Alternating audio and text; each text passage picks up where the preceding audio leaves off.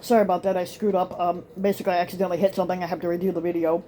Um, Joe Biden basically took the courage to go to Ukraine, and basically he showed what political courage looked like, and will it make any difference to the inbred Republicans who basically support Trump and criticized him at every turn. A U.S. president like Biden traveled to a war zone his own forces didn't control. Maybe it wasn't wise, but it was dramatic. As the man said in the Hunt for Red October, the last 24 hours has seen some extraordinary activity. President Biden surprised the world with a surprise visit to Kyiv, and then he gave a dramatic speech in Poland focusing on the threat posed by Vladimir Putin and Russia. And after that, he spoke with NATO allies. He singled out what he viewed as the greatest threat to world peace, which is the Republicans. Appetites of the autocrat cannot be appeased, and Biden told thousands of people gathered at Warsaw's royal castle that they must be opposed. Autocrats only understand one word: no, no, no. You will not take my fucking country from me. Now, Putin responded by pulling out of the New START nuclear treaty with the U.S., the last arms control treaty between the two nuclear superpowers, and once again indirectly threatening the world with nuclear conflagration while sidling closer to China. In a word love fest that Fox News reports will lead to Xi Jinping meeting Putin in Moscow. Of course, everyone knows just how accurate the Fox reporting can be, and more on that in a little bit. Biden responded by saying that NATO stands strong and our Eastern European allies are the front line of the response against Putin. And basically, Biden last year said that Putin cannot remain in charge. And this is what Biden had said upon his first visit to Poland last year. And now he seems to have implemented a more robust plan, or at least, in more words, to limit Putin's influence over the world. While even some of the president's harshest critics, at least those who managed to cling to sentience, however tenuously, they gave him respect for appearing in Ukraine, but they also said that he has horribly misjudged the situation and could draw us into World War III at worst, which he hasn't, or touch up a new Cold War with Russia at best, which he hasn't. The facts are not with them, and you could argue we're already in World War III and that we're playing this game by proxy. When Brian Kareem was in Ukraine last spring, he witnessed the war between Russia and the stalwart band of Ukrainian citizens intent on maintaining their independence. He never thought that nearly a year later that we would see President Biden enter Kyiv instead of Vladimir Putin. Basically, he cannot remember a time when an American president showed up in a war zone that was not controlled by U.S. troops, and neither can anyone else. The closest visit to a war zone came during the Civil War. Back in July of 1864, Abraham Lincoln had made the visit to Fort Stevens just outside Washington. He climbed up on top of a statue and it came under fire. "Get down, you fucking fool," someone shouted, and a nearby surgeon was apparently struck by gunfire. But a visit to a foreign land during a war in which no American troops are present? Fucking forget about it. And this cannot be overstated. It just doesn't happen, and this was a moment in history that we can never forget. The Trumpers won't forget it. They'll just say Biden is the most divisive president in history, and that he should stand on our southern border with tanks instead of the Ukrainian capital, with an embattled freedom fighter. Of course, if Donald Trump had made the journey, they would the inbred Trump sycophants would cheer him as the second coming of the Messiah, which he isn't. But we all know Trump wouldn't have dared go to Kyiv. He wouldn't even come out in the fucking rain at a ceremony to honor Americans who died fighting in France in World War I. Biden not only made the trip to Ukraine, but he notified the Russians hours before it happened that it was about to take place. And the sheer scope of this move has yet to be adequately understood. Kyiv is not a city where life is back to normal.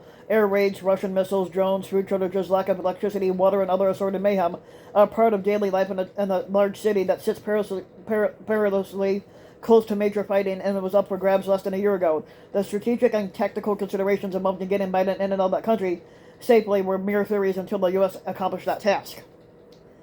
And not only did U.S. intelligence and defense elements have to deal with possible Russian military action, they also had to consider Ukrainian infrastructure problems and the Ukrainian troops who would indirectly support Biden's visit. Planning for presidential trips is never easy.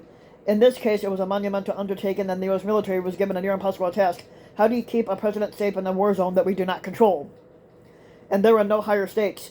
Understand this: if Biden had died in Ukraine, it would be for the real beginning of World War III, and suddenly everyone would be trying to corner the market on level 3000 sunscreen. Was it fucking wise? Was Biden a fucking loose cannon on the deck? Was it a fucking cavalier decision made by a president with a slim grasp on reality? Or was it pure fucking genius? Whatever you may think about the decision, and the event that Biden got in and out of the country without a fucking scratch, the U.S. military, our intelligence networks, and our Ukrainian allies performed beyond admirably. It was without a doubt one of the military and intelligence community's finest fucking hours, and not because of the shots taken, because there were no shots fired. If the U.S. strategists had any trepidation about planning and executing this trip, they obviously shelved those, because at the end of the day, Biden was putting his own life on the fucking line. He made that fucking decision for himself. Are there other world leaders who would do the same, like Vladimir Zelensky famously did when he remained in Kiev as the war began and asked the world to help his country, instead of taking a quick Uber ride to Poland? That was obviously part of the inspiration for Biden's trip to an international capital that is still very much under siege. There are very few other world leaders, particularly those who are authoritarian and they fear their own constituents, and they wouldn't decide to show up in such a dicey situation. But the criticism from those in Congress sounds even more hollow, considering the leadership Biden's actions demonstrate for the rest of the world. He showed pure fucking grit. So, who among those members of Congress would have the courage to talk with a foreign leader while air raid sirens warned of a possible attack? Under those conditions, Josh Hall would do his Chariots of Fire impression, while Marjorie Taylor Greene, Lauren Boebert, the pedophile Matt Gaetz, and Jim Cover-Up Jordan would probably run screaming, flapping their hands as if their hair was on fire. Let them go to Ukraine and see the facts if they fucking dare. Trader Greene is wailing about the need for a national divorce, while Biden is rallying the Americans to the side of freedom and democracy. George Liar Santos will probably say he led Ukrainian troops at the Battle of Midway, while Jim Cover-Up Jordan would love to conduct hearings on whether Hunter Biden's laptop with supposed dick pics was used to tip off the Japanese for Pearl Harbor. Now, these people will only exist in the shadowland of innuendo, fear, and greed, while their antics ruin the ability of others to think critically and understand any type of reality. Unfortunately for all of us, this muddying of the waters has occurred at a very precarious time. The world is on the brink.